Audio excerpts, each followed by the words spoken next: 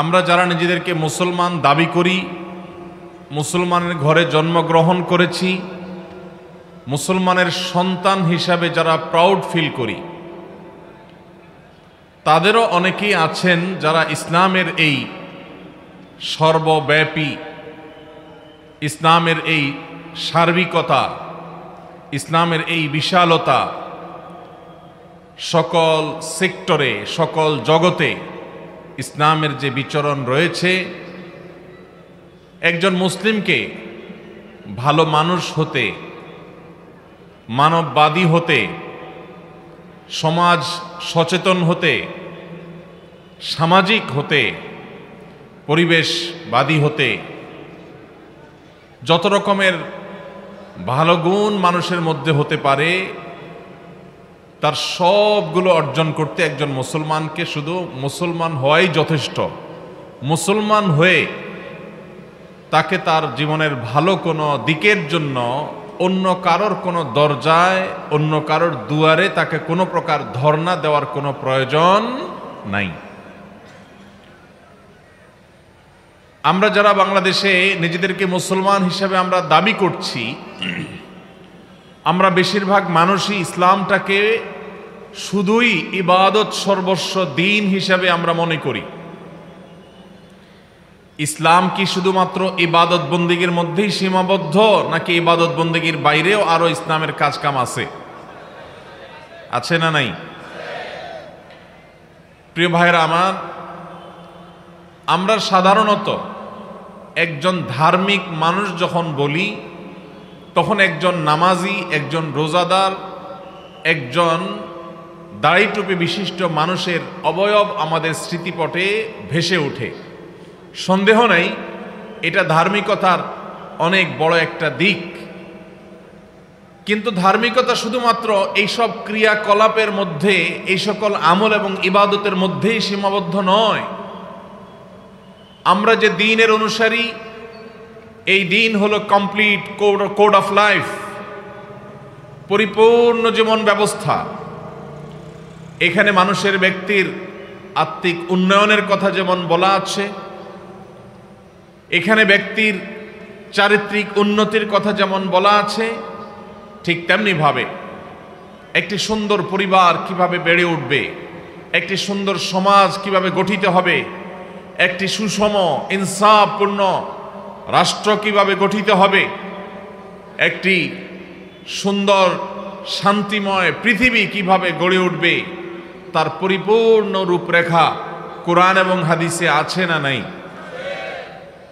দুর্ভাগ্য আমাদের যে আমরা বেশিরভাগ মুসলমানরাই ইসলামটাকে শুধুমাত্র ইবাদতের মধ্যে সীমাবদ্ধ একটি জীবন বিধান, শরিয়ার বিধিবিধান সংশ্লিষ্ট বিষয় শুধুমাত্র মনে করে আমরা অনেকে বসে আছি।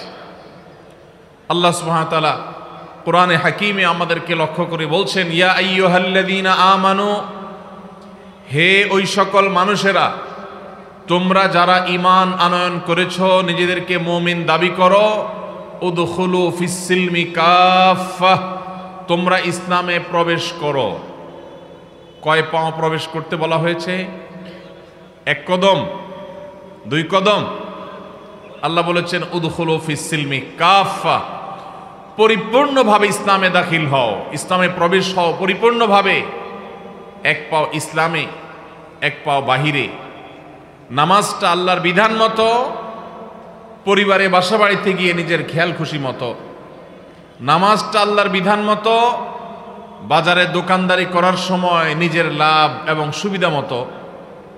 নামাজটা আল্লাহর বিধান মতো, আর আমার সমাজ ভাবনা, রাষ্ট্র ভাবনা, সেগুলো আমার নিজস্ব খেয়াল খুশি মতো, আমার নিজস্ব মতবাদ অনুযায়ী। এটা কি ইসলামে পরিপূর্ণ দাখিল হওয়া?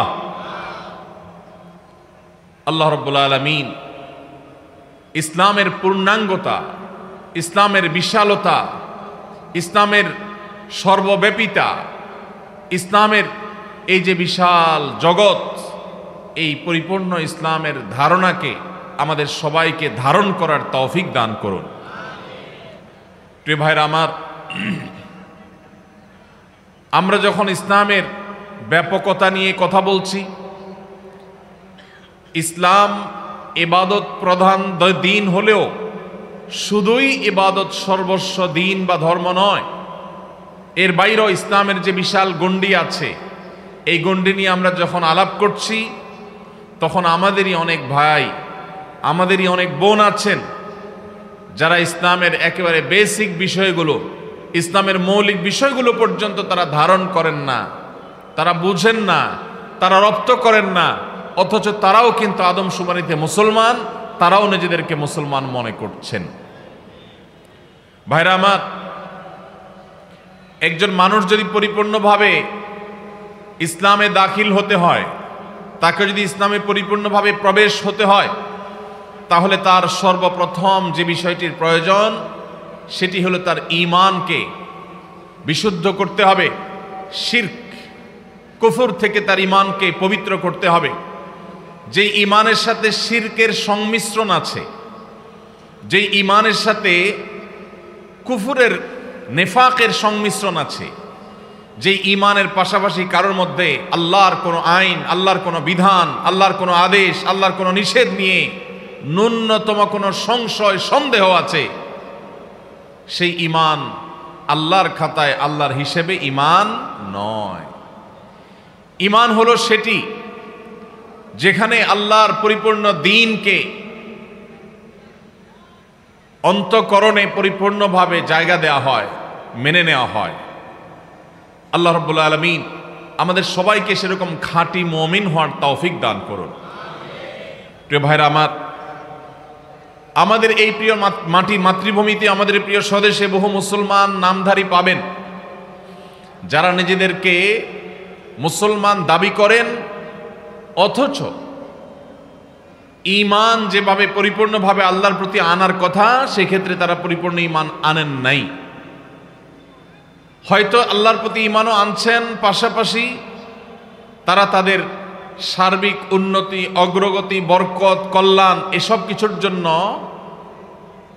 কোন মৃত জীবিত মানুষকে তারা সেগুলোর জন্য ক্ষমতাধর, সেগুলোর জন্য পাওয়ার হোল্ড করেন, এরকম মানুষ মনে করেন। তাদের কাছে ধর্ণা দেন, তাদের কাছে যান, তাদের কবরে গিয়ে সন্তান, ব্যবসা বাণিজ্য, উন্নতি, অগ্রগতি, আর্থিক সচ্ছলতা, রাজনৈতিক উন্নতি এগুলো কামনা করেন। বিভিন্ন মাজারে গিয়ে বিভিন্ন মৃত ব্যক্তির কাছে অথবা জীবিত ব্যক্তির কাছে সে আধ্যাত্মিক ক্ষমতা আছে এরকম বিশ্বাস করেন। এই মানুষেরা তারা ঈমান আনয়ন করছেন, নিজের অজান্তে ঈমানের পাশাপাশি তারা শিরকেও লিপ্ত। যদি আমরা ইসলামে পরিপূর্ণভাবে দাখিল হতে হয়, তাহলে সর্বপ্রথম আমাদের যে চ্যালেঞ্জ মোকাবিলা করতে হবে তা হলো ঈমানকে পিওর করতে হবে, খাঁটি করতে হবে সকল প্রকার শিরক থেকে, সকল প্রকার নিফাক থেকে, সকল প্রকার কুফরি থেকে, সকল প্রকার সন্দেহ সংশয় থেকে। আমাদের ঈমানকে যদি আমরা ঊর্ধ্বে তুলতে পারি, তাহলে আমাদের ঈমানদার হিসাবে, মুসলমান হিসাবে খাতায় নামটা প্রথমে উঠবে। আল্লাহ রাব্বুল আলামিন শিরকের অন্ধকারচ্ছন্ন কুসংস্কার থেকে আমাদের সবাইকে পরিচ্ছন্ন এবং পবিত্র থাকার তৌফিক নসিব করুন। ভাইরা আমার, যদি কোনো মুসলমান মনে করে এই যুগে এই সময়ে আল্লাহর এই বিধানটা চলে না, এটা অচল, এই যুগে এটা খাটে না, এর চাইতে উত্তম কোনো বিধান, এর চাইতে উত্তম কোনো আইডিওলজি, এর চাইতে উত্তম কোনো জীবন দর্শন পৃথিবীতে আছে, এইরকম বিশ্বাস যদি কেউ করে, তাহলে পৃথিবীর সমস্ত উলামা একরামের মতে তিনি আর মুসলমান থাকেন না, ইসলাম থেকে তিনি খারিজ হয়ে যান।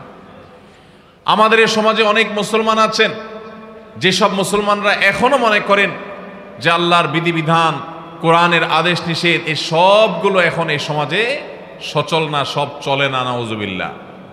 এরকম বিশ্বাস করলে ঈমান থাকবে ভাই? ঈমান থাকবে না। তাহলে পরিপূর্ণভাবে ইসলামে প্রবেশ করতে হলে সর্বপ্রথম হলো নিরঙ্কুশ বিধানদাতা হিসাবে, সকল কল্যাণের একমাত্র মালিক হিসাবে আল্লাহ রাব্বুল আলামিনকে মনে প্রাণে দৃঢ়ভাবে বিশ্বাস করতে হবে। সেই বিশ্বাসে যদি কোনো প্রকার সন্দেহ সংশয় ঢুকে যায়, তাহলে সেটা কখনো ঈমান বলা হবে না। অনেক মানুষ আছেন নিজেকে মুসলমান দাবি করেন, ওয়াজ মাহফিলে আসেন, কিন্তু সংশয়ের কারণে তিনি ঈমান থেকে, ইসলাম থেকে ছিটকে পড়ে গেছেন, নিজেও জানেন না। তাহলে ভাইরা আমার, আমাদের ঈমানকে শিরিক মিশ্রিত ঈমান করা যাবে না। ঈমানকে পিওর করতে হবে, খাঁটি করতে হবে, খালেস করতে হবে, আল্লাহর জন্য নিরঙ্কুশ করতে হবে। আমরা বিশ্বাস করি আমাদের আল্লাহ রাব্বুল আলামিনের যে গুণবাচক নাম আছে, এসব নামগুলো আল্লাহ রাব্বুল আলামিনের জন্যই একমাত্র খাস, তার জন্যই সীমাবদ্ধ। আল্লাহ ছাড়া এগুলো এইভাবে অন্য কারোর জন্য আর কখনো ফিট হতে পারে না। নাম্বার 2, শুধুমাত্র আমি আল্লাহর প্রতি বিশ্বাস রাখলাম, আস্থা রাখলাম আর পরিপূর্ণ ইসলামে প্রবেশ করলাম, তা কখনোই হবে না। ইসলামের যে পঞ্চস্তম্ভ আছে, সেই 5টি স্তম্ভের প্রথমটি হলো শাহাদাতু আল্লাহ ইলাহা ইল্লাল্লাহ ওয়া আন্না মুহাম্মাদুর রাসূলুল্লাহ। আল্লাহ ছাড়া সত্যিকারের কোনো ইবাদতের উপযুক্ত কেউ নাই, আর মুহাম্মদ সাল্লাল্লাহু আলাইহি ওয়াসাল্লাম আল্লাহর রাসূল, এই কথার সাক্ষ্য দেওয়া, এটা ইসলামের একমাত্র খুঁটি না, এটা প্রধান খুঁটি, প্রথম খুঁটি। আরো 4টি খুঁটি কথা নবী সাল্লাল্লাহু আলাইহি ওয়াসাল্লাম বলেছেন হাদিসে জিবরিলে। এই সব খুঁটিগুলো যদি কেউ মনে প্রাণে ধারণ করেন, তাহলে তিনি মুসলমান হওয়ার পথে আরো এক ধাপ এগিয়ে গেলেন। এজন্য আমাদের ঈমানের পাশাপাশি 5 ওয়াক্ত নামাজ আদায় করতে হবে। বহু মুসলমান আছেন যারা ওয়াজ মাহফিলে আসেন অথচ 5 ওয়াক্ত নামাজ পড়েন না, আছে না নাই? এই মাহফিলেও হয়তোবা এমন কোনো ভাই আছেন যে আজকে হয়তো কোনো নামাজ কাজা করেছেন। আমরা অনেকে জানি না, নামাজ ইচ্ছাকৃত যদি কেউ ত্যাগ করে, নামাজ যদি কেউ পরিহার করে, নামাজ যদি কেউ না পড়ে, তাহলে সে নিজেকে মুসলমান দাবি করবার নৈতিক কোনো অধিকার তার আর থাকে না। খলিফাতুল মুসলিমিন ওমর আল খাত্তাব রাদিয়াল্লাহু তাআলা আনহু বলেছেন, লা হাজ্জা ফিল ইসলাম লিমান তারাকাস সালাহ। যে ব্যক্তি নামাজ ত্যাগ করে, যে ব্যক্তি নামাজ পড়ে না, ইসলামে তার কোনো হিস্সা, কোনো অংশ, কোনো ভাগ তার থাকতে পারে না। এই জন্য ভাইরা, নামাজ না পড়ে নিজেকে মুসলমান দাবি করার মানুষ আমাদের দেশে বহু আছে। অনেকে মনে করেন নামাজ না পড়লে কি হয়েছে, আমার ঈমান আছে। এই কথা হলো অনেকটা মামুর ভাইয়ের আবদারের মতো। নামাজ না পড়লে আবার ঈমান কিভাবে থাকে? আল্লাহ রাব্বুল আলামিন আমাদের সবাইকে পরিপূর্ণভাবে ইসলামে দাখিল হওয়ার তৌফিক দান করুন। যে মুসলমান 5 ওয়াক্ত নামাজ পড়বে, ইসলামে দাখিল হওয়ার পথে অনেক দূর তিনি অগ্রসর হয়ে যাবেন। 5 ওয়াক্ত নামাজ পুরুষরা জামাতের সাথে, মা বোনরা বাসা বাড়িতে সময় হওয়ার পর সুন্দরভাবে ধীরস্থিরতার সাথে, খুশুর সাথে যদি আদায় করেন, তাহলে তিনি খাঁটি মুসলমান। ওই যে আল্লাহ আহ্বান করেছেন, আল্লাহ আদেশ করেছেন, ইয়া আইয়ুহাল্লাযীনা আমানু উদখুলু ফিস সিলমি কাফা, পরিপূর্ণভাবে ইসলামে দাখিল হও। ইসলামে পরিপূর্ণ প্রবেশ হওয়া করার, ইসলামে পরিপূর্ণভাবে দাখিল হওয়ার ক্ষেত্রে তিনি অনেক বড় একটা ধাপ এগিয়ে গেলেন। ভাইরা আমার, যার নামাজ যত সুন্দর হবে আল্লাহর কাছে তিনি তত ভালো মুসলমান, আর যার নামাজে যত ভেজাল হবে আল্লাহর কাছে তিনি তত ত্রুটিপূর্ণ মুসলমান। নবী সাল্লাল্লাহু আলাইহি ওয়াসাল্লাম বলেছেন, আউয়ালু মা ইউহাসাবু বিহিল আবদু ইয়াউমাল কিয়ামাতি আস-সালাহ। কিয়ামতের দিন সর্বপ্রথম হিসাব নেওয়া হবে কিসের ভাই? নামাজের। ইবাদতের মধ্যে নামাজের হিসাব নেওয়া হবে সবকিছুর আগে, আর বান্দাদের পারস্পরিক হক এবং অধিকারের মধ্যে সবকিছুর আগে হিসাব নেওয়া হবে মানুষ হত্যার। আমাদের দেশে সামান্য একটু রাজনৈতিক স্বার্থের খাতিরে, সামান্য একটু ক্ষমতা থাকার প্রয়োজনে, একটু টাকা পয়সার লোভে, সামান্য একটু রেষারেষির কারণে মানুষ মানুষকে খুন করতে দ্বিধা করে না। আমরা দেখেছি নিজেদেরকে মুসলমান দাবি করে, তাহাজ্জুদ গুজার দাবি করেও অসংখ্য অগণিত মানুষকে অবলীলায় খুন করেছে।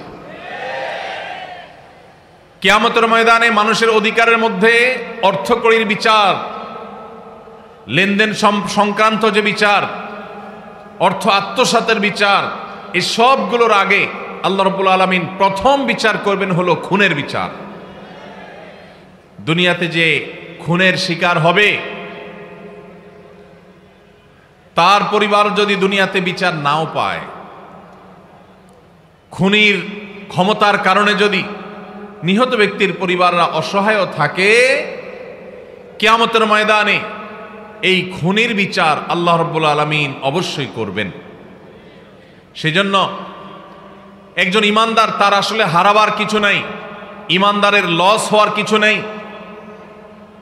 আমরা যখন আল্লাহ রাব্বুল আলামিনের কাছে ভালো মুসলমান হওয়ার দৌড়ে এগিয়ে যেতে চাইব, তখন আমাদের ঈমানকে খাঁটি করা, আল্লাহর সঙ্গে কাউকে শরীক করা, কোনো পীর, কোনো ব্যক্তি, কোনো মতবাদ, কোনো ইজম, কোনো বড় নেতা, কোনো আদর্শিক ব্যক্তি, কাউকে আল্লাহ রাব্বুল আলামিনের সমকক্ষ মনে করা, আল্লাহর নাউজুবিল্লাহ বিধানের বিকল্প মনে করা, অথবা কল্যাণ ও কল্যাণের মালিক মনে করা, দুনিয়া এবং আখিরাত তার কাছে আছে এবং তার কাছে সেগুলোর ক্ষমতা, সুপ্ত শক্তি আছে মনে করা, এই সবগুলো ঈমানের সাথে অসঙ্গতিপূর্ণ বিষয়। আমাদের ঈমানকে যদি আমরা খাঁটি করতে পারি, নামাজকে যদি আমরা 5 ওয়াক্ত ঠিকঠাক মতো সুন্দর মতো আদায় করতে পারি, তাহলে ইসলামে পরিপূর্ণভাবে প্রবেশ হওয়ার ক্ষেত্রে আমরা আরো এক ধাপ এগিয়ে গেলাম। আল্লাহ আমাদের সবার নামাজগুলোকে সুন্দর করার তৌফিক দান করুন। যেই মুসলমান নামাজের ব্যাপারে যত সিরিয়াস, যেই মুসলমানের নামাজ যত সুন্দর, তিনি আল্লাহর কাছে তত বড় মুত্তাকি, তত বড় পরহেজগার, তত নেককার, তত ভালো মুসলমান। আজ আমাদের নামাজ ত্রুটিপূর্ণ হওয়ার কারণে এই নামাজ আমাদের মধ্যে সে এফেক্ট, সে প্রভাব ফেলছে না। আল্লাহ বলেছেন, ইন্নাস সালাতা তানহা আনিল ফাহশাই ওয়াল মুনকার, নিশ্চয় নামাজ মানুষকে অশ্লীলতা, অন্যায়, অপরাধ, এই সমস্ত ক্রিয়াকলাপ থেকে বিরত রাখে। আমরা দেখি আমাদের সমাজে মানুষ নামাজও পড়ে আবার 2 নম্বর কাজও করে, নামাজও পড়ে আবার মিথ্যা কথাও বলে, নামাজও পড়ে আবার আরেকজনের জমির আইলো ঠেলে, আছে না নাই? এই প্রকার নামাজীদের নামাজ ত্রুটিপূর্ণ হচ্ছে, তার এই ক্রিয়াকর্ম প্রমাণ করছে সে যথাযথভাবে নামাজ আদায় করছে না।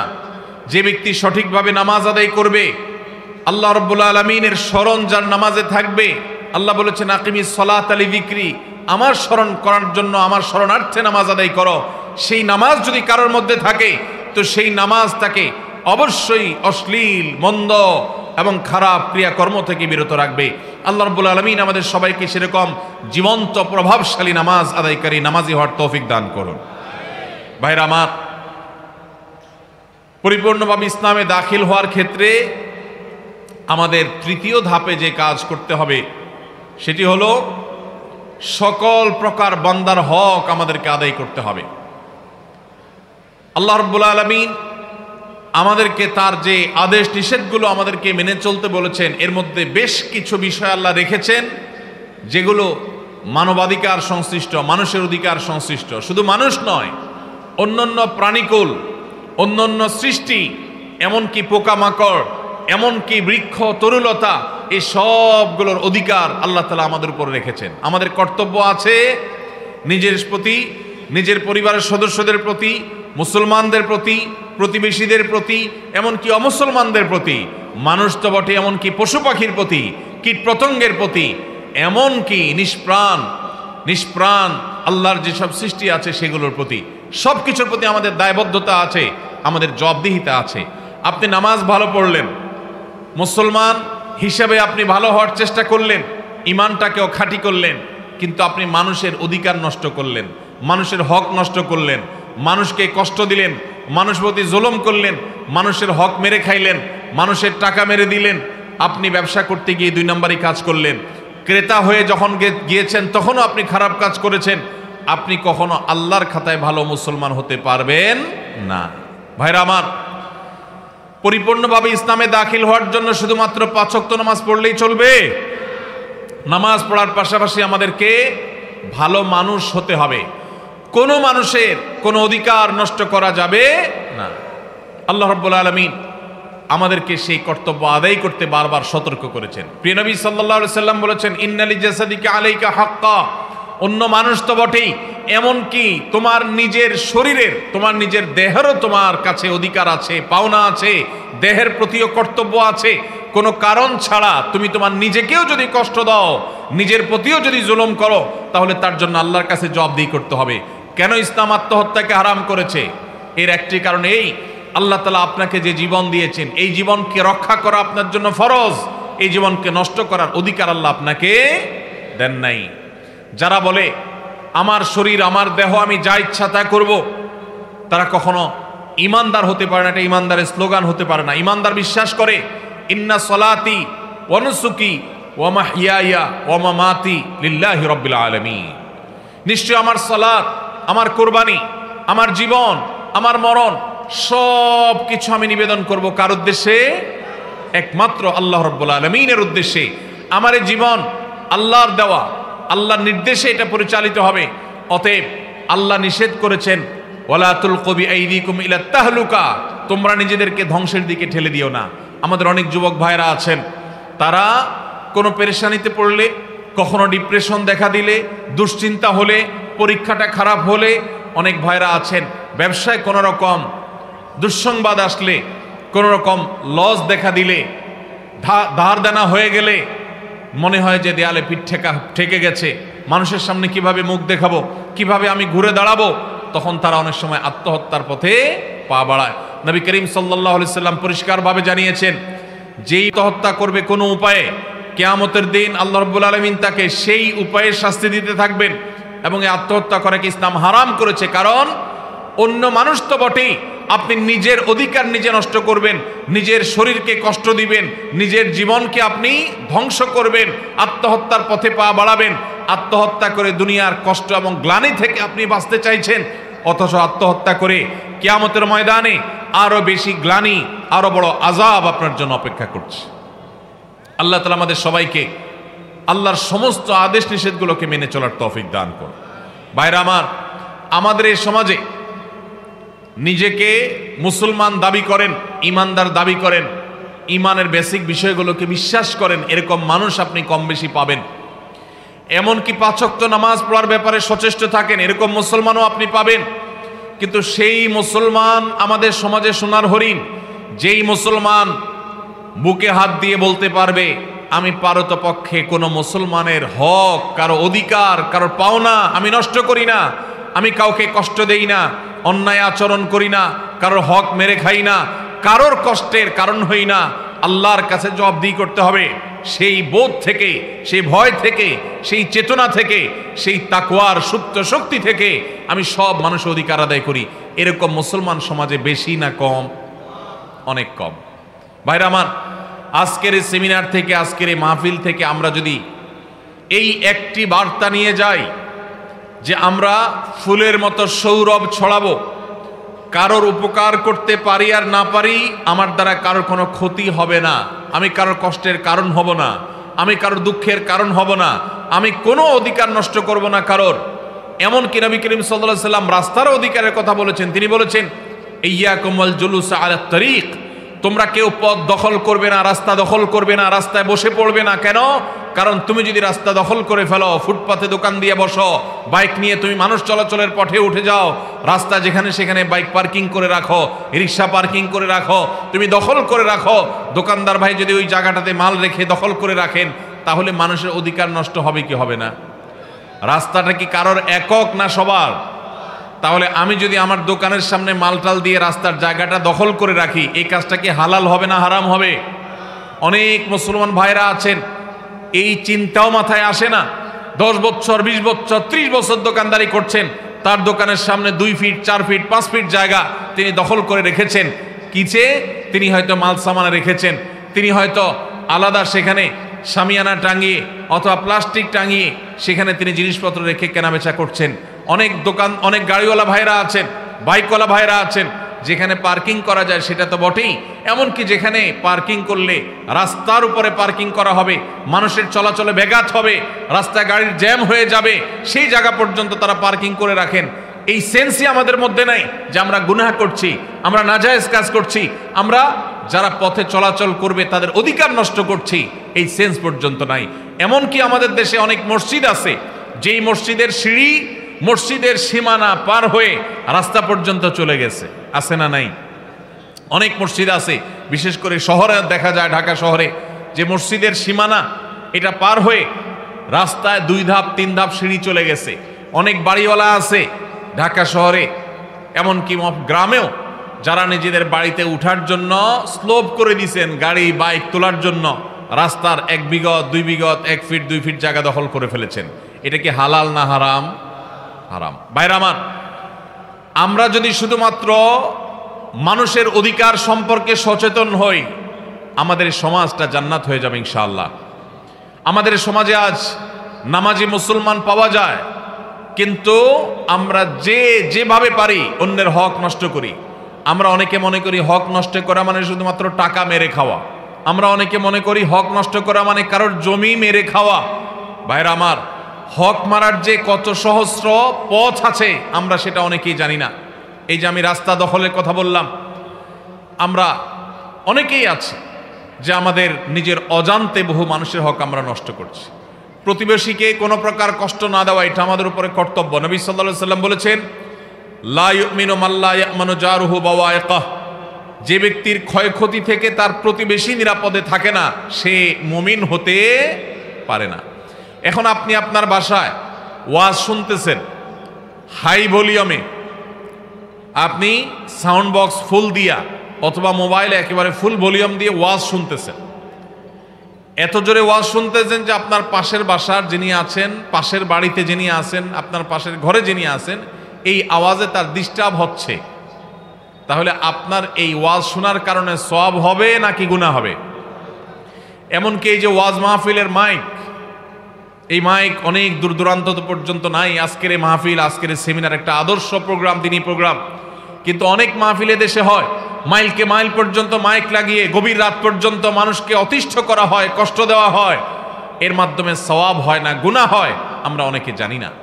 ভাইরা আমার, এইভাবে আমরা অনেকে নিজেদের অজান্তে অনেক মানুষ অধিকার নষ্ট করছে। একজন ইমানদার তার প্রতিটি নড়াচড়ায়, তার প্রতিটি উঠা বসায়, তার প্রতিটি কথাবার্তায় তিনি দায়িত্বশীল আচরণ করবেন। আমাদের প্রিয় নবী সাল্লাল্লাহু আলাইহি সাল্লামের মসজিদে নববীতে একবার একজন ব্যক্তি, এক সাহাবী, তিনি কোরআনের তেলাওয়াত করছিলেন একটু উচ্চ স্বরে। নবীজি সাল্লাল্লাহু আলাইহি সাল্লাম তখন তাকে বললেন, তুমি কোরআন তেলাওয়াত করে যে আল্লাহকে শোনাতে চাচ্ছ সেই আল্লাহ তাআলা বধির না, তিনি আস্তে পড়লেও শুনেন, তুমি কেন জোরে পড়ছো? আরেকজনের ডিস্টার্ব হচ্ছে। আমরা অনেকে চিৎকার চেঁচামেচি করি, জোরে জোরে কথা বলি, প্রয়োজন ছাড়া আমাদের আশপাশে মানুষকে অতিষ্ঠ করি। এই কাজগুলোর মাধ্যমে আমরা মানুষের অধিকার নষ্ট করি। ভাইরা আমার, এইখানেও আমি জানি অনেক মানুষ আছেন যারা তার বাবা মারা গেছেন, মা মারা গেছেন, বাবা মায়ের সম্পদে ভাই বোনদের সবার যতটুকু অধিকার আছে পাই পাই করে হিসেব করে দেন নাই। এরকম অনেক লোক এখানে আছেন না নাই? ভাইরা আমার, আপনি নামাজ পড়তে পড়তে কপালে দাগ ফেলে দিয়েছেন, আপনার দাড়িটা লম্বা হইতে হইতে সাদা হয়ে গেছে, কিন্তু আপনার বাবার সম্পদে আপনার বোনের যে হক আছে সেটা আপনি দেন নাই। আপনি কি ভালো মুসলমান হতে পারবেন? দুনিয়াতে হয়তো আপনার বোন কিচ্ছু বলবে না, চক্ষু লজ্জার খাতিরে, সামাজিকতার ভয়ে। মনে রাখবেন, কিয়ামতের ময়দানে আপনার ঈমান আমল নিয়ে, আপনার ওয়াজ মাহফিল শোনা নিয়ে, আপনার তাসবিহ তেলাওয়াত নিয়ে যখন জান্নাতে যাওয়ার জন্য প্রস্তুতি নেবেন, তখন আপনার ওই বোন হাজির হয়ে আল্লাহকে বলবে, আল্লাহ, জীবনে আমার বাবার সম্পদে আমার প্রাপ্য অধিকার আমার এই ভাই বুঝায় দেয় নাই, গড়িমসি করেছে, ছল ছাতুরি করেছে, বলতে পারি নাই, আজ আমি তার বিচার চাই। এই বিচারের দিনে যদি মুক্তি পাইতে চান, তাহলে সবাই সবার বোনের অধিকার, ভাইয়ের অধিকার, প্রতিবেশীর অধিকার সব পাই পাই করে বুঝে দিতে হবে। আল্লাহ আমাদের সবাইকে তৌফিক দান করুন। ভাইরা আমার, একজন মুসলমান তাকে এমনভাবে চলতে হবে যে আল মুসলিমান সালিম আল মুসলিমুনা মিন লিসানি ওয়া ইয়াদি, তার হাত এবং মুখ দ্বারা সবাই নিরাপদে থাকবে। পরিপূর্ণভাবে ইসলামে প্রবেশ করতে হলে শুধু নামাজ, রোজা, হজ, যাকাত আদায় করলেই হবে না। এগুলো ইসলামের স্তম্ভ, ইসলামের প্রধান প্রধান কাজ, সন্দেহ নেই। কিন্তু আমাদেরকে মানুষ হতে হবে, উপকারী মানুষ, এমন মানুষ হতে হবে এলাকার সবাই সাক্ষ্য দিবে যে তার মতো মানুষ হয় না, কারোর ক্ষতি কোনোদিন করে নাই, পারতপক্ষে কারোর একটা টাকা মেরে খাই নাই, কারোর সাথে চিটারি করে নাই, ছল ছাতুরি করে নাই, বাহানা করে নাই, প্রতারণা করে নাই, দুই নাম্বারই করে নাই, কারোর হক মেরে খায় নাই, কাউকে গালি দেয় নাই, কারোর সাথে ঝগড়া করে নাই, কারোর কোনো কষ্টর কারণ হয় নাই।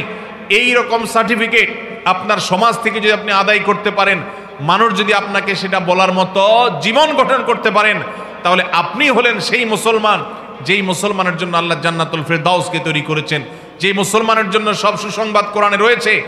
সেই মুসলমান হতে হলে আমাদেরকে অধিকার সচেতন হতে হবে। আল্লাহ আমাদের সবাইকে মানুষের অধিকার সম্পর্কে সচেতন হওয়ার তৌফিক দান করুন। ভাইরা আমার, আমি আবারও বলি, আমাদের এই সমাজে মানুষের অধিকার সম্পর্কে সচেতন মানুষ আপনি খুব বেশি দেখতে পাবেন না। আমাদের জন্য আজকে এটা লজ্জার কারণ যা আজ আমাদেরকে মানবাধিকার শিখতে হয় অমুসলিমদের কাছ থেকে। আমরা মুসলমান, মুহাম্মদ সাল্লাল্লাহু আলাইহি সাল্লামের সন্তান। মুহাম্মদ সাল্লাল্লাহু আলাইহি সাল্লাম পৃথিবীকে যখন মানবাধিকার শিখিয়েছেন, আজকের মানবাধিকারের ধ্বজাধারীরা, আজকের মানবাধিকারের স্লোগানধারীদের জন্ম তখন হয় নাই। 1450 বছর আগে নবী করিম সাল্লাল্লাহু আলাইহি সাল্লাম আমাদেরকে এমন জীবন গঠন করতে শিখিয়েছেন যে এক ব্যক্তিকে তিনি দেখেছেন পিঁপড়াকে আগুনে পুড়িয়ে হত্যা করছেন। নবীজি বলেছেন, এই পিপিলিকা যদি তোমার কষ্টের কারণ হয়, সে যদি তোমাকে উপদ্রব করে, তাকে যদি নিধন করতেই হয়, তাহলে তুমি তাকে পিষে মেরে ফেলো। তুমি আগুন জ্বালিয়ে ছটপট করে তাকে মারবা, তাকে নির্মমভাবে হত্যা করবা। পৈশাচিক আনন্দ কোনো প্রাণীকে হত্যা করতে গিয়ে তুমি করতে পারো না। তোমাকে কোনো প্রাণী কষ্ট দেয়, তুমি তাকে মেরে ফেলতে পারো, সে অধিকার আল্লাহ তোমাকে দিয়েছেন। কিন্তু হত্যা করতে গিয়ে অতিরিক্ত কষ্ট দেওয়ার সুযোগ বা অধিকার তোমাকে দেওয়া হয় নাই। প্রিয় ভাইরা আমার, কত নিজের অজান্তে মানুষ কত প্রাণী আমাদের বিরুদ্ধে বাদী হয়ে আছে কিয়ামতের ময়দানে। যারা দাঁড়াবে তাদের অধিকার আমরা নষ্ট করেছি। আপনারা প্রসিদ্ধ হাদিস শুনেছেন নবী সাল্লাল্লাহু আলাইহি সাল্লামের, যে একজন নারী সারা জীবন ইবাদত বন্দেগী করেছেন, শুধুমাত্র একটি বিড়ালকে বেঁধে রেখেছেন, খাবার দেন নাই সময় মতো, মারা গেছে। সেই নারী সারা জীবনের ইবাদত বন্দেগী করা সত্ত্বেও ওই একটি বিড়ালকে কষ্ট দেওয়ার কারণে তার ঠিকানা জান্নাতে হয়েছে না জাহান্নামে? জাহান্নামে। তাহলে আমরা যদি কোনো মানুষের ক্ষতির কারণ হই, কোনো মানুষের কষ্টের কারণ হই, দোকানদার ভাই যদি কাস্টমারকে ঠকায়, জান্নাত ঠিকানা হবে না জাহান্নাম ঠিকানা হবে? জমির আইলটা যদি ঠেলেন, কারোর সবজিটা যদি চুরি করে নিয়ে আসেন, কারোর ঘেরের মাছ যদি চুরি করে নিয়ে আসেন, ঠিকানা কি জান্নাত হবে না জাহান্নাম? আল্লাহ আমাদের সবাইকে ভালো মানুষ হওয়ার তৌফিক দান করুন। আমরা যতক্ষণ পর্যন্ত ভালো মানুষ না হব, ততক্ষণ পর্যন্ত পরিপূর্ণ ইসলামে দাখিল হওয়া সম্ভব না। আল্লাহ এটাই বলেছেন, ইয়া আইয়ুহাল্লাযীনা আমানু দুখুলু ফিস সিলমি কাফা, হে ঈমানদারেরা, তোমরা ইসলামে পরিপূর্ণভাবে প্রবেশ করো, সম্পূর্ণরূপে প্রবেশ করো। তুমি ওয়াজ শোনার বেলায় মুসলমান, ক্ষেত খামারে গিয়ে আর মুসলমান থাকলা না, ওখানে তুমি কাঁচা মেরে কাজ করছো, রান দেখা যাচ্ছে, ফরজ তরক হচ্ছে, তাহলে ওয়াজ মাহফিলে আসার সময় তো মাশাআল্লাহ রানটা ঢেকে সুন্দর জামা কাপড় পরে আসলা, ওখানে কাজের সময় গেলে তো আল্লাহর ফরজ বিধানটা লঙ্ঘন করলা, তাহলে কাজের বেলায় তুমি মুসলমান থাকলা না। ছাত্র ভাইয়েরা, ওয়াজ মাহফিলে মাথায় টুপি দিয়ে ওয়াজ শুনতে আসছেন মাশাআল্লাহ, স্কুলে কলেজে গিয়ে কোনো মেয়ে যাচ্ছে, দু চার বন্ধু মিলে তাকে টিজ করলেন, উত্ত্যক্ত করলেন, তাকে নিয়ে নোংরা কথা বললেন, তাকে নিয়ে বাজে কথা বললেন, বাজে জল্পনা কল্পনা করলেন, অথচ সেই আপনি ওয়াজ মাহফিলে মাথায় টুপি দিয়ে আসলেন। তাহলে ওয়াজ মাহফিলে আপনি মুসলমান থাকলেন, কিন্তু আপনার শিক্ষা প্রতিষ্ঠানে রাস্তাঘাটে গিয়ে আপনার মুসলমান থাকলেন না। এই ইসলাম আপনাকে জান্নাত পর্যন্ত নিবে না। 2 নম্বর ইসলাম আল্লাহ গ্রহণ করবেন না। এই জন্যই আল্লাহ বলেছেন, উদখুলু ফিস সিলমি কাফা, পরিপূর্ণভাবে ইসলামে দাখিল হও। যে মানুষ তার গুনাহ এবং পাপের কাজ করতে গিয়ে আল্লাহর কথা স্মরণ হবে, আল্লাহর কথা মনে পড়বে, আল্লাহর আদেশ নিষেধের কথা মনে হবে এবং সে সেখানে থেমে যাবে, সেই মানুষই হলো প্রকৃত মুসলমান, সেই হলো খাঁটি মুসলমান। ভেজাল মুসলমানে আমাদের সমাজ ভরে গেছে, আমাদের দেশ ভরে গেছে, দুনিয়া ভরে গেছে। যতদিন আমরা খাঁটি মুসলমান না হব, ততদিন পর্যন্ত আল্লাহর খাতায় পরিপূর্ণ মুসলমান হতে পারবো না। এজন্য ভাই, মানুষের অধিকারের ব্যাপারে আমরা সচেতন থাকবো তো ইনশাআল্লাহ। কাউকে কষ্ট দেব না, কারোর কষ্টের কারণ হব না, কারোর হক মেরে খাবো না, কারোর সাথে মিথ্যা কথা বলবো না, কারোর সাথে প্রতারণা করব না, কারোর কোনো প্রকার ক্ষয়ক্ষতি করব না। এই প্রতিজ্ঞা যদি আপনি আজকে করে যেতে পারেন এবং এটা যদি আপনি ধরে রাখতে পারেন, তাহলে আপনার জীবন সফল, আপনার জীবন সাকসেস, আপনার জীবন সবচেয়ে বেশি আল্লাহ তাআলার কাছে কামিয়াব বলে বিবেচিত হবে। নবী করিম সাল্লাল্লাহু আলাইহি সাল্লামের একটা হাদিস আপনারা অনেকে শুনেছেন, মুসনাদে আহমদে বর্ণিত হয়েছে। তিনি বলেছেন, কিয়ামতের ময়দানে আল্লাহর কাছে বান্দার 3 ধরনের অপরাধের মামলা উঠবে, বিচারের মামলা উঠবে। তার একটা হলো, যদি কেউ আল্লাহর সঙ্গে শিরক করে যায়, মুশরিক হয়ে মারা যায়, আল্লাহর সঙ্গে কাউকে মুশরিক শরীক সাব্যস্ত করেছে, পার্টনার সাব্যস্ত করেছে, এই রকম অপরাধ করে মারা গেলে সোজা জাহান্নাম, কোনো শুনানি নাই। আর যদি কেউ আল্লাহর কোনো হক নষ্ট করে, নামাজ পড়েছে, একটু ভেজাল ছিল, ত্রুটি ছিল, রোজা রেখেছে, কিন্তু কখনো ঝামেলা হয়েছে, সঠিকভাবে রাখে নাই, আল্লাহ তাআলা চাইলে তাকে শাস্তি দিবেন, চাইলে তাকে মাফ করবেন। আর 3 নম্বর যে মামলা আল্লাহর দরবারে উঠবে কিয়ামতের দিন, সেটা হলো ওই মামলা যেই মামলা মানুষের অধিকার সংশ্লিষ্ট মামলা। কারোর হক নষ্ট করেছেন, কারোর কষ্টের কারণ হয়েছেন, কাউকে কোনোভাবে অধিকার বঞ্চিত করেছেন। ভাইরা আমার, আজ এই মামলার আসামি ঘরে ঘরে, প্রত্যেকটি জনপদে, প্রত্যেকটা বাড়িতে বাড়িতে, বাজারে ঘাটে, সব জায়গায় এই মামলার আসামি। আমাদের চিটারি বাটপারি, আমাদের জুলুম, আমাদের মানুষের হক নষ্ট করা, এগুলোতে মানুষ অতিষ্ঠ। কেউ কাউকে বিশ্বাস করার মতো অবস্থা নাই। নবীজি সাল্লাল্লাহু আলাইহি ওয়াসাল্লাম বলেছেন, এই মামলার যারা আসামি হবে কিয়ামতের দিন আল্লাহ রাব্বুল আলামিন এই মামলার আসামিদের একজনকেও ক্ষমা করবেন না, এবং আল্লাহ তাআলা তাদের মামলাগুলোর সবগুলোকে রেফার করবেন ওই হকদারের কাছে। যার হক নষ্ট করেছেন, কিয়ামতের দিন তার কাছ থেকে আপনাকে মাফ চাইতে হবে। আর সেদিন কেউ কাউকে মাফ করবে না। আপনি যে আমল করে সওয়াব কামাই করেছেন, সেগুলো দিয়ে সেই দায় দেনা মুক্ত করা হবে, পরিশোধ করা হবে, এবং এক পর্যায়ে আপনি খালি হাতে জাহান্নামে যেতে হতে পারে। এজন্য ভাইরা, আপনি যদি কোনো গরিব অভাবী মানুষের, দুস্থ মানুষের প্রতি জুলুম করে থাকেন, কোনো রিকশাওয়ালাকে একটা খারাপ কথা বলে থাকেন, গালি দিয়ে থাকেন, একটু তর্কাতর্কি হয়েছে, তার ভাড়াটা না দিয়ে চলে যান। বেচারা হয়তো আজকে কিছুই বলতে পারবে না, কিয়ামতের ময়দানে অবশ্যই সে আপনার সামনে দাঁড়িয়ে যাবে এবং তার সে হক আদায় করে নিবে। এজন্য ভাইরা, আমরা আজকের এই মাহফিল থেকে সবাই আল্লাহর সাথে ওয়াদা করে যাব, আমরা কোনোদিন কারোর কষ্টের কারণ হব না। ঠিক আছে তো ইনশাআল্লাহ? আল্লাহ আমাদের সবাইকে তৌফিক দান করুন। আল্লাহ আমাদেরকে ফেরেশতা সুলভ আচরণ আমাদের মধ্যে গঠন করার তৌফিক দান করুন। সবাই চেষ্টা করবো তো ইনশাআল্লাহ? ভাইরা আমার, 4 নম্বর, ইসলামে পরিপূর্ণভাবে দাখিল হওয়ার জন্য আমাদের আচরণটা সুন্দর করতে হবে। বান্দার হকের মধ্যে অনেকটা সেটা চলে আসে, কিন্তু আলাদা করে এটাকে এই জন্য বলতে হবে। নবী করিম সাল্লাল্লাহু আলাইহি সাল্লাম বলেছেন, মা মিন শাইইন ইউদাউ ফিল মিজান ইয়াউমাল কিয়ামাতি আসকালু মিন হুসনিল খুলুক। কিয়ামতের ময়দানে যত আমল নেক আমলের পাল্লায় রাখা হবে, আপনি সুবহানাল্লাহ বলেছেন, আলহামদুলিল্লাহ বলেছেন, আল্লাহু আকবার বলেছেন, তাসবিহ তাহলিল করেছেন, জিকির আজকার করেছেন, কোরআন তেলাওয়াত করেছেন, কোরআন তেলাওয়াত শুনেছেন, ওয়াজ মাহফিলে গিয়েছেন, আপনি নফল নামাজ পড়েছেন, নফল রোজা রেখেছেন, নফল দান সাদাকা করেছেন, যত প্রকার আমল আপনি করেন, এর মধ্যে কিয়ামতের ময়দানে সবচেয়ে ওয়েটফুল আমল হবে, সবচেয়ে ভারী আমল হবে আপনার সুন্দর আচরণ। অনেক মানুষ আছেন, নামাজটা অনেক সুন্দর, অনেক আলেম আছেন, ওয়াজ করে অনেক ভালো, কিন্তু তার মাদ্রাসায় স্টাফদের সাথে, হুজুরদের সাথে, সহকর্মীদের সাথে, বাবুর্চিদের সাথে, অন্য লোকদের সাথে আচরণটা খারাপ করে। আছে না নাই? অনেক মানুষ আছেন হাজী সাহেব, কিন্তু হাজী সাহেবের মুখ দিয়ে এক একটা বাইর হয় 5 মণ ওজনের। আছে না নাই? অনেক মানুষ আছেন অন্য দিক থেকে তার ত্রুটি নাই, কিন্তু সে বদমেজাজ, মাথা যখন গরম হয় কাউকে চিনে না, কি মুখ দিয়ে আসে না আসে কিচ্ছু বলতে পারে না। আছে না নাই এ রোগের রোগী? আমাদের এখানে আছে না নাই এ রোগের রোগী? ভাইরা আমার, যারা আচরণ সুন্দর হবে, যারা আখলাক সুন্দর হবে, নবীজি সাল্লাল্লাহু আলাইহি সাল্লাম বলেছেন, কিয়ামতের ময়দানে নেক আমলের দৌড়ে সে এগিয়ে থাকবে। অনেকে নফল নামাজ, নফল রোজা, নফল দান সাদকা, তাসবিহ তাহলিল নিয়েও সেই দৌড়ে আগাইতে পারবে না।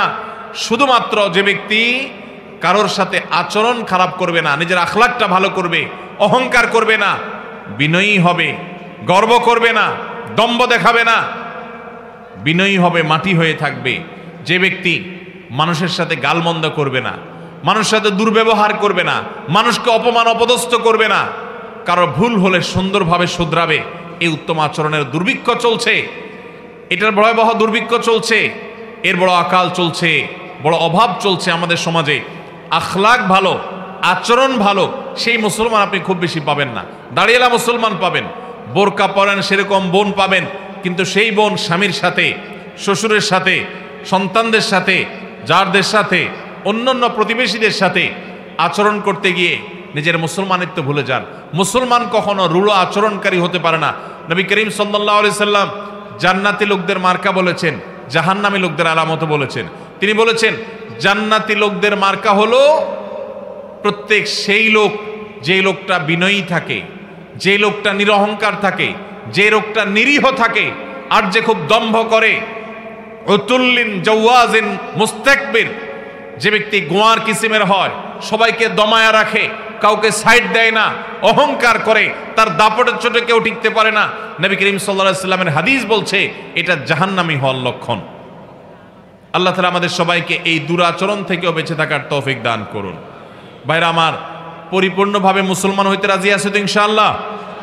তাহলে আমাদের আখলাক, আচরণটা সুন্দর করতে হবে। আজ থেকে আমরা প্রতিজ্ঞা করে যাব, আমরা কারোর সাথে আচরণ খারাপ করব না। নিজের ঘরের বউয়ের সাথে যদি আচরণ খারাপ করেন, বাহিরে যত নামাজ কালাম পড়েন, যত হুজুর সাজেন, যত মাহফিল শুনেন, 2 পয়সার কোনো লাভ নাই। এই জন্য নবীজি সাল্লাল্লাহু আলাইহি সাল্লাম বলেছেন, খায়রুকুম খায়রুকুম লি আহলি ওয়া আনা খায়রুকুম লি আহলি। তোমাদের মধ্যে সবচেয়ে ভালো সে যে তার বাসার পরিবারের লোকদের কাছে ভালো, তার বউয়ের কাছে ভালো। কারণ বাহিরে ভালো সাজা খুব সোজা, দোকানদার হিসাবে কাস্টমারের সাথে নরম নরম কথা বলা খুব সোজা। আপনার আসল রূপ, আসল চেহারা, আসল ব্যবহার দুনিয়ার আর কেউ জানুক আর না জানুক, আপনার বউ, আপনার মা, আপনার বোন, বাসার লোকজন তারা ঠিকই জানে। এই জন্য আপনার বাসার লোকজন আপনাকে ভালো বলে না খারাপ বলে, এটা আপনাকে আগে জানতে হবে। এখন মুশকিল হলো ব্যবহার এত খারাপ যে বউ খারাপ বলবে যে ওই সাহসও বউয়ের নেই।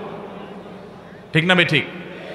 যদি আপনার স্ত্রী আপনাকে ভালো মানুষ হিসাবে স্বীকৃতি দেয় আপনার অগোচরে, আপনি জানেন যে আপনার স্ত্রী বলে যে ওনার ব্যবহার সবচেয়ে ভালো, মধুর, মুগ্ধ, কখনো আমাকে কষ্ট দিয়া কথা বলে না, বাপের বাড়ির খোঁটা দেয় না।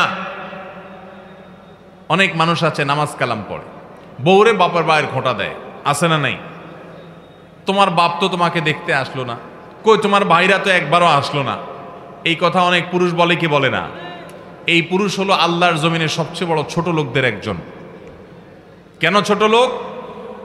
কোন মেয়ে সে নিজের বাপের বাড়ির সব কিছুকে ফেলে রেখে আপনার সংসারে চলে আসছে, এই বেচারি এখন এখানে অনেকটা অসহায়ের মতো, তার এখানে আপন বলতে কেউ নেই। এই অবস্থায় তার বাবা যদি তাকে দেখতে না আসে, তার ভাই বোনরা যদি তার খোঁজ খবর না নেয়, তাহলে তার মনটা কি ভালো থাকে না খারাপ থাকে? কথা বলেন, ভালো থাকে না খারাপ থাকে? কোনো মহিলা তার বাপের বাড়ি থেকে তার খোঁজ খবর যদি না নেয়, স্বামীর বাড়িতে তার খোঁজ খবর যদি বাপের বাড়ির লোকজন না নেয়, তার মনটা কি ভালো থাকে না খারাপ থাকে? খারাপ থাকে, তার কষ্ট লাগে। এখন আপনি স্বামী হয়ে যদি আপনি তারে খোঁচান, আরো যদি কষ্ট দেন যে তোমার বাপ কেমন মানুষ যে তোমার খবর নিল না, তুমি অসুস্থ হয়েছো, কই তোমার ভাইরা তো একটু ফোনও করলো না, একটু আসলো না, তাহলে তার কষ্টটা কি বাড়বে না কমবে? বাড়বে। তাহলে তার কষ্ট বাড়াইলে আপনার কি লাভ? আপনার কোনো লাভ আছে? বরং আপনি ভালো মুসলমান হলে আপনি বলবেন, তোমার আব্বা হয়তো ব্যস্ত সেজন্য আসতে পারে নাই, তোমার ভাই হয়তো কোনো কারণে ভুলে গেছে, অথবা তারা তোমার খবর না নিলে কি হয়েছে, আমি তো আসি, আমি তো তোমার পাশে আসি, তোমাকে দেখব। এটা হলো মুসলমানের আচরণ, এটা হলো মুসলমানের। আর ওই যে খোঁচা দিয়ে কথা বলা, ওইটা হলো অমুসলিমের আচরণ, সেটা কোনো মুসলমানের আচরণ হতে পারে না। ভাইরা আমার, এরকম শত শত উদাহরণ দিয়ে বোঝানো যাবে, বলা যাবে আমরা কতভাবে মানুষের হক নষ্ট করি, খবরও নেই। এই যে খোঁচাখুচিগুলি করছি, গ্রামে অনেক মহিলা আছেন কোনো কারণ ছাড়া আরেক মহিলাকে খোঁচায়, বৌমা তোমার বাপ এখনো আসে নাই, তোমার বাপের বাড়ির থেকে কিচ্ছু দেয় নাই, এমনিতেই কিছু দেয় নাই বা খবর নেয় নাই, এমনি তার মনটা খারাপ। আরো যখন এই কথা বলবে, সেই মনটা তো আরো খারাপ হবে। অনেক মহিলা আছেন তাহাজ্জুদ পড়েন, সোমবার বৃহস্পতিবার রোজা রাখেন, নফল আমল করেন, কোরআন তেলাওয়াত একদিনও মিস যায় না, কিন্তু আবার এই পাশের বাড়ির বৌমারে খোঁচানোটাও মিস যায় না। ঠিক না ঠিক? মনে রাখবেন, আপনার ইসলাম সৌন্দর্য হবে, আপনি ভালো মুসলমান হবেন যদি আপনার আচরণটা সুন্দর হয়। আমাদের লজ্জা হয়, আমাদের কষ্ট হয় যখন দেখি অমুসলিম প্রধান দেশগুলোতে মানুষ অন্যকে এভাবে কষ্ট দিয়ে কথা বলে না, রেসপেক্ট করে কথা বলে। আপনি তো সেই ইসলামের অনুসারী যে ইসলাম বলেছে তাবাসসুমুকা আলা ওয়াজহি আখিকা সাদাকাহ, তুমি তোমার ভাইয়ের মুখে হাসি মুখে কথা বললে কারোর সাথে, তোমার আমলনামাতে দান করার সওয়াব তোমার অ্যাকাউন্টে আল্লাহ তাআলা জমা দিবেন। যদি তুমি হাসি মুখে কথা বলো, সেখানে আপনি রূঢ় আচরণ করে যদি কথা বলেন, তাহলে আপনার আমলনামার কি অবস্থা হবে, কি দশা হবে? কয়জন মানুষ আছে আমরা আজকে জাপানিজদেরকে, জার্মানিদেরকে, ইউরোপিয়ানদেরকে, আমেরিকানদেরকে দেখি, তারা একজন আরেকজনের সাথে কথা বললে হাসি মুখ ছাড়া কথা বলে না, মুচকি হাসি ছাড়া কথা বলে না, জোরে জোরে কথা বলে না, যাতে কারোর কোনো কষ্ট না হয় সেই জন্য। আর আমাদের যুবক ভাইরা অনেকে আছেন গ্রামে গানের আওয়াজের চোটে পুরা এলাকার মাটি সহ কাঁপে। এই যে যুবক ভাই, আপনি গানের আওয়াজ, নিজে গান শুনছেন, গুনাহ কাজ করছেন, আবার পুরো এলাকার মানুষকে শুনতে বাধ্য করছেন, এটা কোনো মুসলমানের আচরণ না। আপনার হাত এবং মুখ দ্বারা কেউ কষ্ট পেতে পারে না। আল্লাহ আমাদের সবার আখলাকগুলোকে সুন্দর করে দিন। নবীজি সাল্লাল্লাহু আলাইহি সাল্লাম আমাদেরকে দোয়া শিখাইছেন। সুনান তিরমিজির বর্ণিত হাদিসে তিনি বলেছেন, আমরা যেন আল্লাহর কাছে দোয়া করি, আল্লাহুম্মা হদিনি লি আহসানিল আখলাক ওয়ালা ইয়াহদি লি আহসানিহা ইল্লা আনত ওয়াসরিফ আন্নি সাইয়্যাহা ওয়ালা ইয়াসরিফ আন্নি সাইয়্যাহা ইল্লা আনত। আল্লাহ, আমার আচরণটা সুন্দর করে দেন, ব্যবহারটা আমার বড় খারাপ, নিজেই আমি বুঝতে পারি যে আমার রাগ উঠলে মাথা ঠিক থাকে না, কি বলি না বলি, কত মানুষের বদদোয়া নিয়েছি, কত মানুষের কষ্টের কারণ হয়েছি, কত মানুষের হক নষ্ট করেছি। মাবুদ, আপনি আমার আখলাকটা সুন্দর করে দেন, আমার আচরণটা ভালো করে দেন। আল্লাহর কাছে দোয়া করতে হবে। আবার যে সমস্ত মানুষগুলোর সুন্দর আচরণ আছে, প্রত্যেক সমাজে আছে, দেখবেন কারোর কষ্টের কারণ হয় না। এই যে শেখ আব্দুল সালাম আজাদি হাফিজাহুল্লাহকে আমি মহব্বত করি, আমি ওস্তাদের সব বিস্তারিত বিষয় জানি না উনি কেমন মানুষ, কিন্তু আমি জানি উনি মুচকে হাসি কথা বলেন, হাসি মুখ ছাড়া থাকেন না। আমাদের ডক্টর খন্দকার আব্দুল্লাহ জাহাঙ্গীর রহমতুল্লাহি আলাইহি, যার চেহারা মাথায় স্মৃতিতে ভেসে উঠলেই একটা হাসি মুখ চোখের সামনে ভেসে উঠে। এটাই হলো মুসলমানের আচরণ, এটাই হলো মুসলমানের চরিত্র। আল্লাহ আমাকে, আপনাদেরকে, আমাদের সবাইকে সেরকম চরিত্র ধারণ করার তৌফিক দান করুন। সবার চেষ্টা করব তো ইনশাআল্লাহ। আমি আবারও বলি ভাই, বারবার বলি, এই দেশে নামাজি কালামি মুসলমান যাও আছে, সুন্দর আচরণওয়ালা মুসলমান তার ধারে কাছেও নাই। আমরা এই দুর্ভিক্ষ, এই অভাব দূর করার জন্য আমরা প্রত্যেকে ভালো মানুষ হব, চেষ্টা করবো তো ইনশাআল্লাহ। আপনাদেরকে একটি বিষয় শেয়ার করি। অনেক বছর আগে আমি হাদিসের যে অনলাইন লাইব্রেরি, সেখানে সার্চ দিয়ে দেখেছিলাম নবী সাল্লাল্লাহু আলাইহি ওয়াসাল্লাম যে সমস্ত হাদিসে বলেছেন, খায়রুকুম আও খায়রুন নাস, তোমাদের মধ্যে সবচেয়ে সেরা মানুষ, মুসলমানদের মধ্যে সবচেয়ে ভালো মুসলমান কারা, এই সংক্রান্ত এই শীর্ষক যত হাদিস আছে সেগুলোকে সার্চ দিয়ে বের করলাম। বের করার পরে দেখলাম আমার সার্চিংয়ে প্রায় 11টি আইটেম পেয়েছি। এই 11টি আইটেমের একটা আইটেম পেয়েছি, খায়রুকুম মান তাআল্লামাল কুরআন ওয়া আল্লামা, তোমাদের মধ্যে, মুসলমানদের মধ্যে সবচেয়ে উত্তম তারা যারা মানুষকে কোরআন শিখায়, নিজে কোরআন শিখে এবং মানুষকে কোরআনের শিক্ষা দেয়, তারা হলো সবচেয়ে উত্তম। এই একটা বাদে বাকি 10টা যে হাদিস বা 10 প্রকারের যে হাদিস, সবগুলো হাদিসের নির্যাস একই, সেটা হলো নবীজি সাল্লাল্লাহু আলাইহি ওয়াসাল্লাম সবচেয়ে ভালো মানুষ, সবচেয়ে ভালো মুসলমান, সবচেয়ে শ্রেষ্ঠ মানুষ, আল্লাহর কাছে সবচেয়ে সেরা মানুষ। এইভাবে যাদেরকে চিত্রায়িত করেছেন সে মানুষগুলো হলো, সবগুলো মানুষ হলো আখলাকের সৌন্দর্যের অধিকারী। যেমন তিনি বলেছেন, খায়রুকুম খায়রুকুম লিসাহিবিহি, তোমাদের মধ্যে সবচেয়ে ভালো মানুষ যে তার সঙ্গীদের কাছে ভালো। এটা আখলাক সম্পর্ক, আচরণ সংক্রান্ত বিষয়। অর্থাৎ আপনার বন্ধু বান্ধব, আপনার মহল যাদের মধ্যে উঠা বসা করেন, তারা যদি বলে ওর মতো মানুষ হয় না, ও আসলে খুব ভালো মানুষ, ও খুব নরম মানুষ, ও খুব ভদ্র মানুষ, ও কাউকে কষ্ট দেয় না, কাউকে জ্বালায় না, কাউকে উত্ত্যক্ত করে না, খারাপ কাজ করে না, এই সাক্ষ্যটা যদি আপনার সার্কেল, আপনার সোসাইটি, আপনার বন্ধু মহল, আপনার আশপাশের লোকজন, আপনি যাদের মধ্যে থাকেন তারা যদি বলে, তো আরশে আজিমের মালিকের কাছেও আপনি ভালো। ভাইরা আমার, নবীজি সাল্লাল্লাহু আলাইহি ওয়াসাল্লাম বলেছেন, খায়রুকুম আহসানুকুম আহসানুকুম কাদাআ, তোমাদের মধ্যে সবচেয়ে ভালো মানুষকে যে ঋণ নেওয়ার পর, দোকান থেকে বাকি নেওয়ার পর পরিশোধ করার ক্ষেত্রে ভালো মানুষের পরিচয় দেয়। বহু লোক দেখবেন এক দোকান থেকে বাকি নিয়া ওই দোকানের সামনে দিয়ে আর হাঁটে না, আছে না নাই? অন্য দোকান থেকে নগদে কিনে খায়, ওই যে দোকান থেকে বাকি কিনছে ওই দোকানদারকে চিনেও না। একবার কারোর কাছ থেকে হাওলাত নিয়ে আটকাইতে পারলে আর সেই টাকা দেওয়ার কোনো নামগন্ধ নাই, আছে না নাই এরকম মানুষ? ভাইরা আমার, তাহলে ভালো মানুষ হতে হলে, ভালো মুসলমান হতে হলে আমাদের আচরণ, আমাদের কাজকর্ম, লেনদেন, এগুলোকে সুন্দর করার কোনো বিকল্প পথ আমাদের সামনে খোলা নাই। আল্লাহর কাছে দোয়া করি, ফরিয়াদ করি, আল্লাহ আমাকে আজকের এই মাহফিলে, এই বিশাল সেমিনারে যারা উপস্থিত হয়েছি, আল্লাহ আমাদের সবার আখলাকগুলোকে সুন্দর করে দেন। ভাইরা আমার, আমি ব্যক্তিগতভাবে আল্লাহর কাছে কাবায় তওয়াফ করতে গিয়ে অথবা হজের সময় দোয়া কবুলের জায়গাগুলোতে আল্লাহর কাছে আমি কয়েকটা জিনিস কমন সব সময় চাই।